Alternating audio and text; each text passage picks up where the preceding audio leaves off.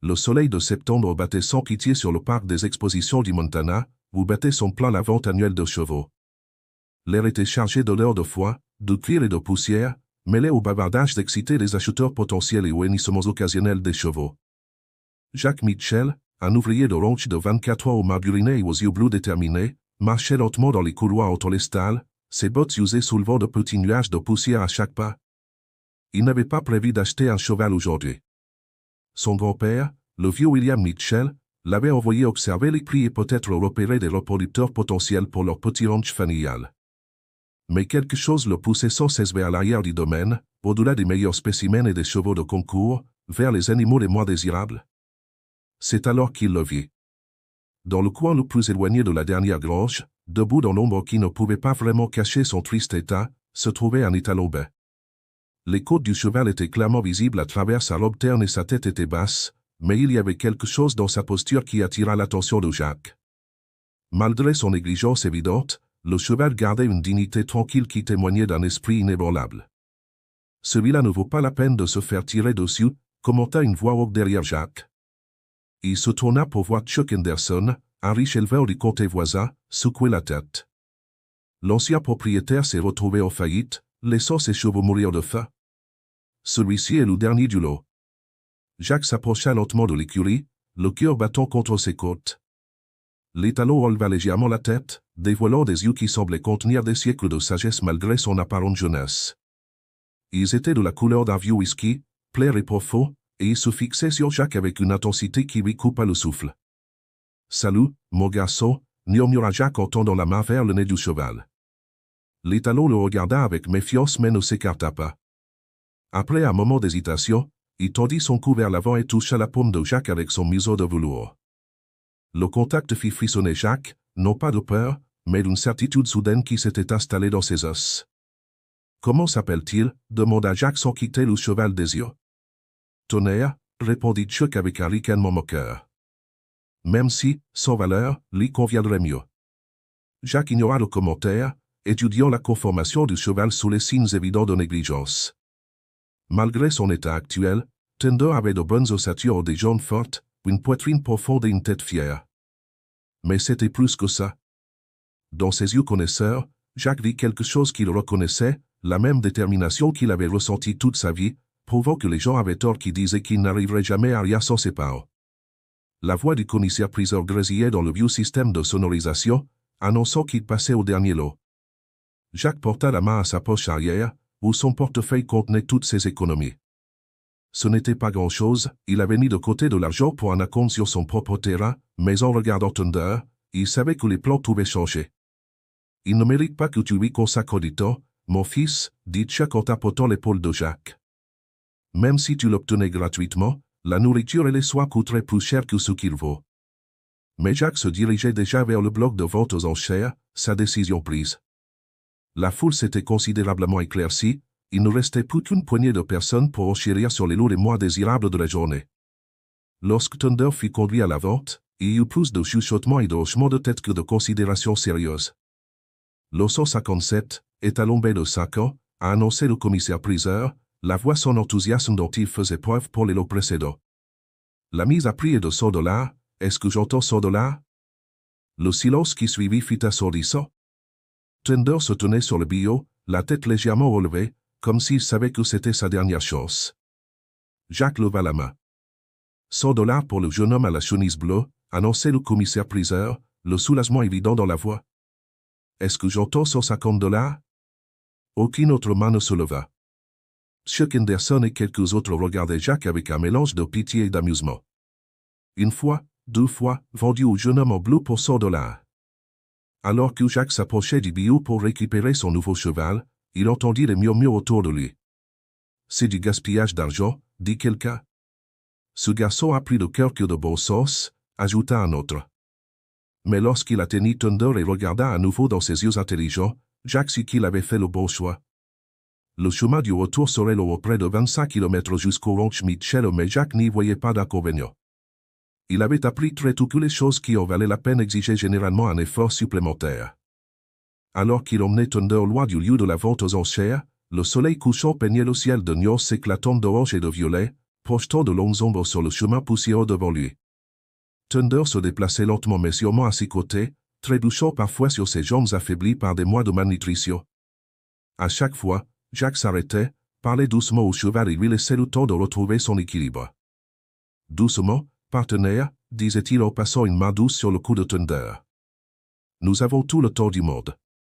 La lune se levait lorsqu'ils atteignirent la dernière colline surplombant le ranch Mitchell. La vie familière de la grange délabrée et de la petite ferme de la fit monter le cœur de Jack, même si l'inquiétude s'installa quant à la réaction de son grand-père. William Mitchell était un homme pratique qui avait passé sa vie à construire le ranch à partir de rien. Il ne comprendrait pas qu'on dépense de l'argent pour un cheval qui pourrait ne pas survivre au mois. La lumière du porche s'alluma à leur approche et Jack put distinguer la grande silhouette de son grand-père dans l'embrasure de la porte.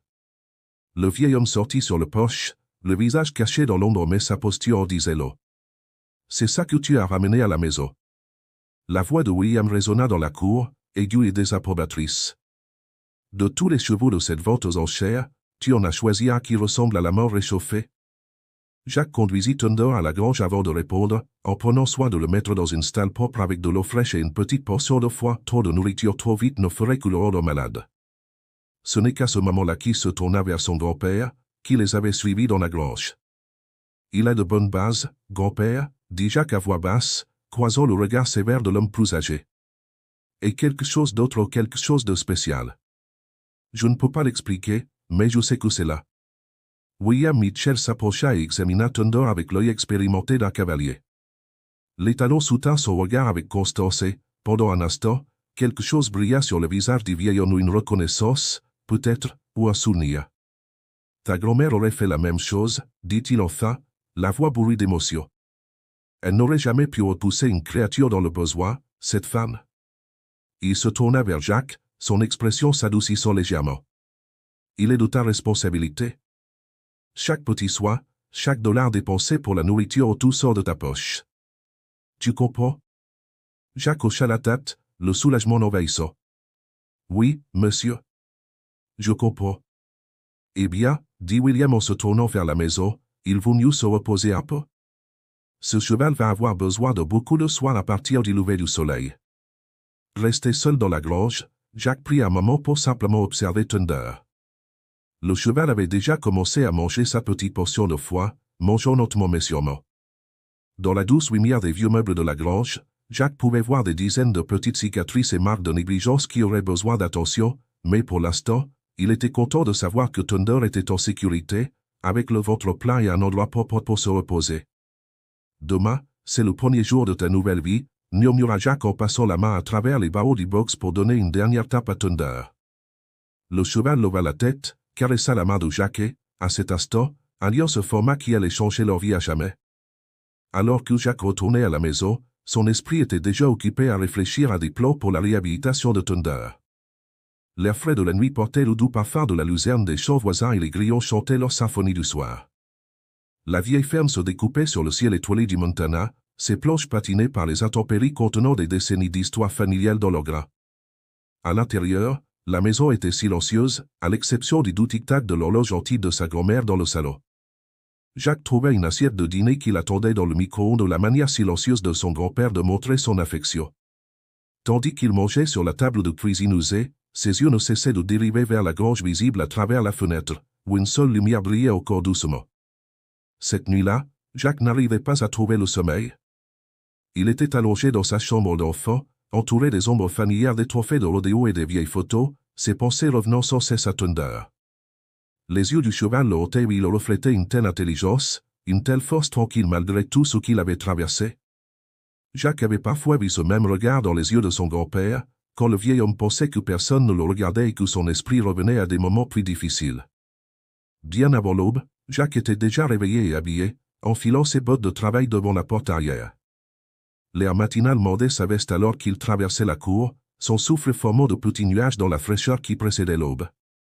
Les charnières de la gorge grinçaient comme pour lui saluer lorsqu'il entra, et l'odeur du foie et des chevaux l'enveloppait comme une couverture confortable. Thunder était déjà en alerte, ses oreilles dressées vers l'avant à l'approche de Jack. Dans la faible lumière filtrant à travers les fenêtres poussiéreuses de la grange, Jack pouvait voir que le cheval avait fini sa petite portion de foie et vidé le seau d'eau.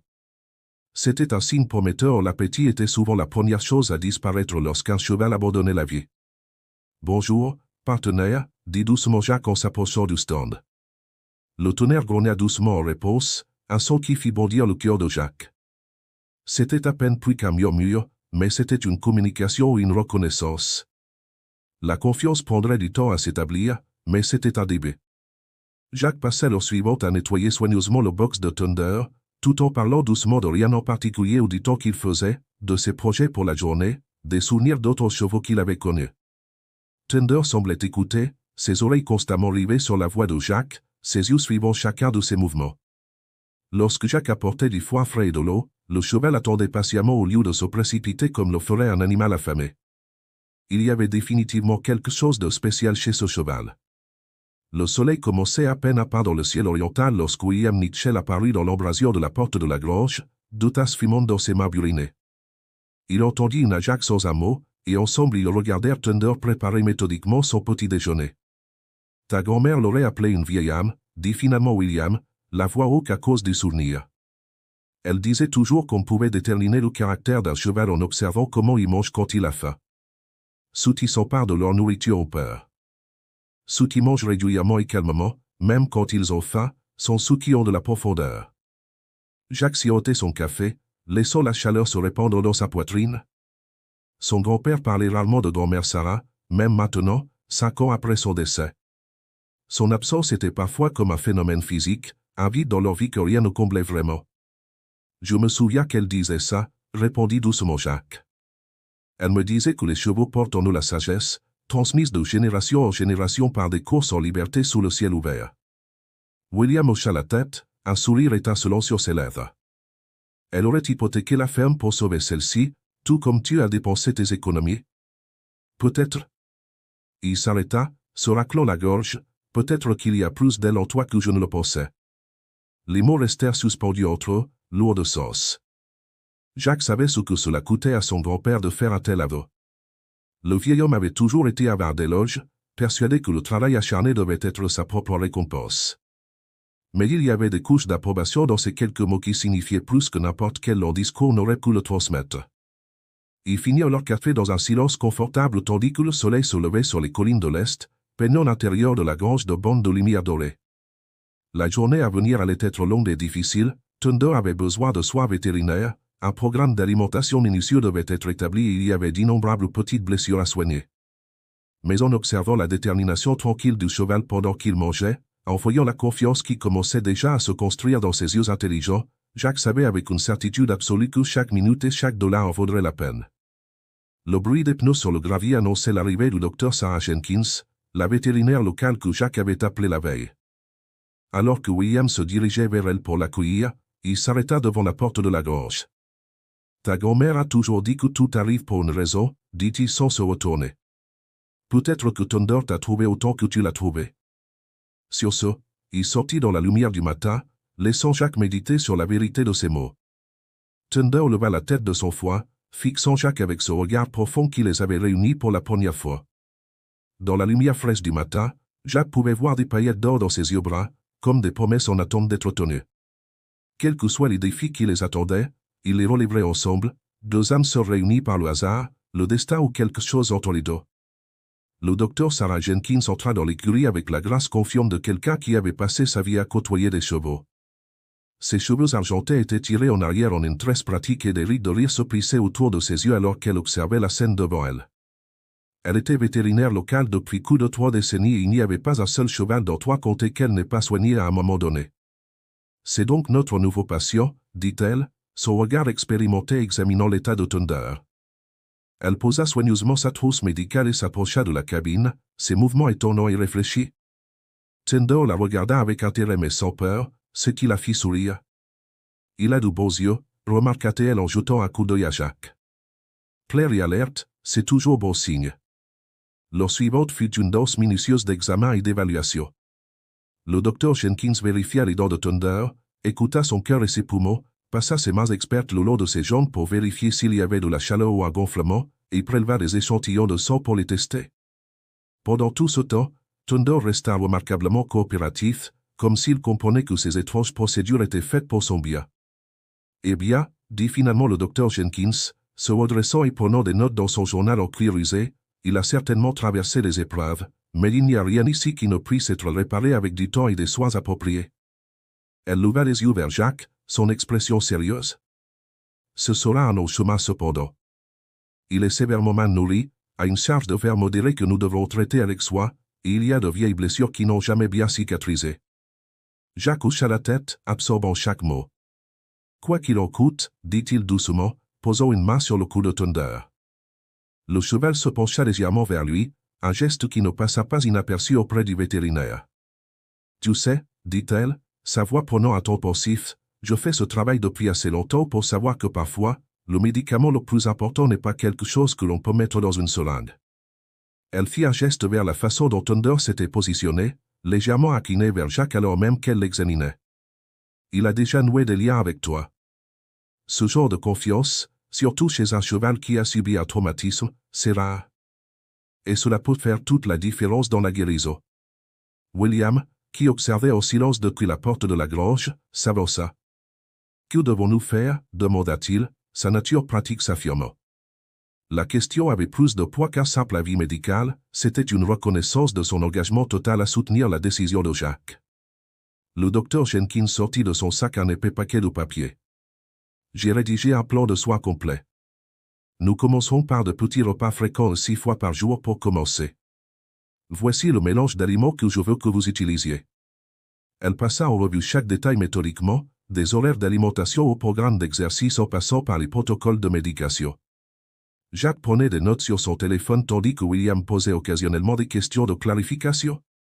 Tandis qu'il parlait, le soleil du matin montait en flèche, envoyant des rayons de lumière à travers les hautes fenêtres de la grange. Des grains de poussière dansaient dans les rayons dorés, quelque part dehors, une alouette des prés commençait son chant matinal. Thunder sommeillait légèrement dans son box, plus détendu qu'il ne l'avait été depuis son arrivée. Encore une chose, dit le docteur Jenkins en rangeant ses affaires. Il va avoir besoin de compagnie. Les chevaux sont des animaux sociaux et l'isolement peut ralentir la guérison.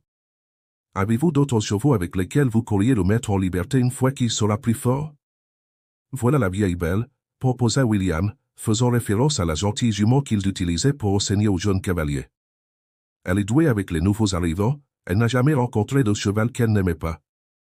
Jacques sourit, se rappelant comment Belle avait adopté pratiquement tous les nouveaux chevaux qui arrivaient au ranch. Elle serait parfaite, acquiesça-t-il. Une fois que Thunder sera prête. Doc Jenkins hocha la tête en signe d'approbation. Je reviendrai dans 3 jours pour vérifier ses analyses sanguines et voir comment il réagit au traitement initial. Appelez-moi si quelque chose change d'ici là. Elle s'arrêta à la porte de l'écurie, regardant Thunder avec une expression pensive. Vous savez, au cours de toutes mes années de pratique, j'ai appris que chaque cheval a une histoire. Certains sont écrits dans des cicatrices, d'autres dans le comportement. Mais celui-ci. Elle fit un geste vers Thunder, l'histoire de celui-ci n'est pas encore terminée. J'ai le sentiment que les meilleurs chapitres sont encore à venir. Après son départ, Jacques et William restèrent là, dans un silence complice, à regarder Thunder somnoler dans la lumière du matin. Les côtes du cheval se détachaient encore nettement sur sa robe terne et de vieilles cicatrices marquaient ses flancs, mais il y avait déjà une différence dans son allure. Il se tenait un peu plus droit, la tête un peu plus haute, comme s'il sentait que sa chance avait changé. Eh bien, dit finalement William en tapant Jacques sur l'épaule, tu ferais mieux de commencer à nourrir ton chien. Je t'aiderai à préparer la salle à grains pour son mélange spécial. L'offre d'elle fut faite avec désinvolture, mais Jacques connaissait suffisamment son grand-père pour reconnaître ce qu'elle signifiait, l'acceptation totale de Thunder dans la famille. Alors qu'il se dirigeait vers la salle d'alimentation, Jacques avait déjà des projets en tête. Il devait nettoyer le haut de l'auge pour quand Thunder serait assez fort pour commencer un exercice léger, et le petit enclos près de Belle aurait besoin de faire vérifier sa clôture avant de pouvoir l'utiliser pour la sortie. Il y avait 1000 tâches à accomplir, mais chacune ressemblait moins à du travail qu'à la construction d'un avenir. Un léger hennissement les suivit hors de la grange la façon dont Thunder leur rappelait qu'il était là, attendant son prochain repas. Jacques sourit, le son lui réchauffant le cœur. Oui, Doc Jenkins avait raison. L'histoire de Thunder n'était pas terminée, et Jacques était déterminé à s'assurer que les prochains chapitres seraient remplis de guérison, de confiance et de triomphe sur les difficultés du passé. Les jours suivants se déroulèrent selon un rythme aussi prévisible que le lever du soleil. Jacques se levait chaque matin avant l'aube, mesurant les portions de repas soigneusement dosées de Thunder avec la précision d'un chimiste. La salle d'alimentation devint son laboratoire, où il mélangeait les céréales spéciales que Doc Jenkins lui avait prescrites avec des suppléments, des probiotiques et une quantité soigneusement mesurée de cubes de betterave trempée pour aider Thunder à prendre du poids en toute sécurité. William avait discrètement réorganisé le planning du ranch pour s'adapter aux repas fréquents de Thunder, assumant des tâches supplémentaires sans faire de commentaires lorsque Jacques avait besoin de se concentrer sur les soins du cheval. C'était sa façon de montrer son soutien, de parler par des actes plutôt que par des mots, comme il l'avait toujours fait. Le troisième matin, alors que Jacques s'approchait de l'écurie de Thunder pour la distribution de nourriture à l'aube, il remarqua quelque chose de différent. Le cheval était au garde à vous, les oreilles dressées vers l'avant, le cou légèrement arqué au dianois de la posture ardue qu'il avait affichée lors de la vente aux enchères. Lorsque Jacques apparut avec le seau de nourriture, Thunder émit un hennissement clair et fort qui résonna dans l'écurie. « Eh bien, regardez qui retrouve sa voix », dit Jacques en souriant tandis qu'il versait la nourriture dans l'ouche de Thunder. L'énergie accrue du cheval était un signe prometteur, même s'il devait toujours faire attention à la quantité qu'il mangeait en une seule fois. Doc Jenkins les avait mis en garde contre le syndrome de réalimentation, une maladie dangereuse qui pouvait se développer si un cheval affamé était autorisé à manger trop et trop rapidement. Plus tard dans la matinée, alors que Jacques nettoyait les tables de Thunder, il entendit le grondement caractéristique d'un camion qui remontait l'allée. À travers la porte de la grange, il pouvait voir le pick-up bleu de Mike Reynolds s'arrêter. Mike était l'un des plus jeunes éleveurs de la région, à peu près du même âge que Jacques, et ils étaient amis depuis le lycée. « J'ai entendu dire que tu t'étais acheté un projet », lança Mike en s'approchant de la grange, ses bottes soulevant de petits nuages de poussière. Il s'arrêta devant l'étal de Thunder, laissant échapper un sifflement bas. « Chuck Henderson a fait courir sa bouche dans toute la ville pour dire que tu avais gaspillé de l'argent sur ce projet. » Jacques continua son travail sans mordre à l'hameçon. Chuck Henderson s'est déjà trompé auparavant. Mike s'appuya contre la porte de la stalle, étudiant Thunder avec l'œil d'un cavalier. Vous savez, sous toute cette mauvaise condition, il a une bonne conformation. Ses jambes sont droites comme des flèches, il regardait la profondeur de sa poitrine. Il fit une pause, puis ajouta avec un sourire, bien sûr, il faudrait être capable de voir au-delà de ses côtes pour le remarquer. Il a déjà pris du poids, a dit Jacques, la fierté dans la voix. Le docteur Jenkins dit que ses analyses sanguines s'améliorent également. Thunder s'était approché pour enquêter sur le nouveau venu, sa curiosité étant un autre signe de l'amélioration de son moral.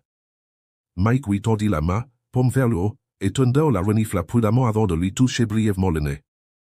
Il a une âme douce, n'est-ce pas, observa Mike. La plupart des chevaux ayant son histoire seraient beaucoup plus sur la défensive. Il se redressa, essuyant ses mains sur son jean. Écoutez, je suis venu parce que j'ai entendu parler d'un programme de thérapie qu'ils ont lancé à Helena. Ils travaillent avec des chevaux sauvés, les associés à des vétérans souffrant de SSPT. Une fois qu'il sera rétabli, Thunder pourrait être un bon candidat. Il a le tempérament idéal pour ça. Jacques s'arrêta de travailler, réfléchissant. Il n'avait pas pensé à grand-chose d'autre qu'à soigner Thunder, mais l'idée lui toucha la corde sensible. « Tu as des informations à ce sujet ?» Mike sortit une brochure pliée de sa poche arrière. « Je l'ai récupérée au magasin d'alimentation. Ils recherchent des ranchs partenaires, des endroits où ils peuvent étendre le programme. Cela pourrait valoir la peine d'y jeter un œil. » La conversation fut interrompue par l'arrivée de William avec la nourriture de Thunder en milieu de matinée. Le vieil homme salua Mike d'un signe de tête tandis qu'il tendait le seau à Jacques. « Ta grand-mère a toujours dit que chaque cheval avait un but, remarqua-t-il, en regardant Thunder commencer son repas prudent et mesuré. Parfois, il faut juste un certain temps pour découvrir ce que c'est. » Après le départ de Mike, Jacques passait du temps à toiletter Thunder, travaillant avec soin autour des zones sensibles où de vieilles blessures étaient encore en train de cicatriser. La robe du cheval, bien que toujours terne, commençait à montrer des signes d'amélioration, et Jacques pouvait sentir la différence subtile dans le tonus musculaire sous ses coups de brosse. Un cheval thérapeutique, hein, murmura-t-il en démêlant un os particulièrement tenace de la crinière de Thunder. Qu'est-ce que tu en penses, mon garçon?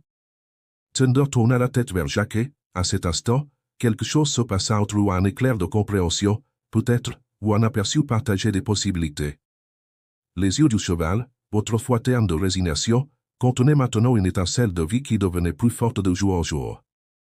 Tandis que le soleil de l'après-midi entrait par les fenêtres de la grange, Jacques se retrouva à lire la brochure de Mike.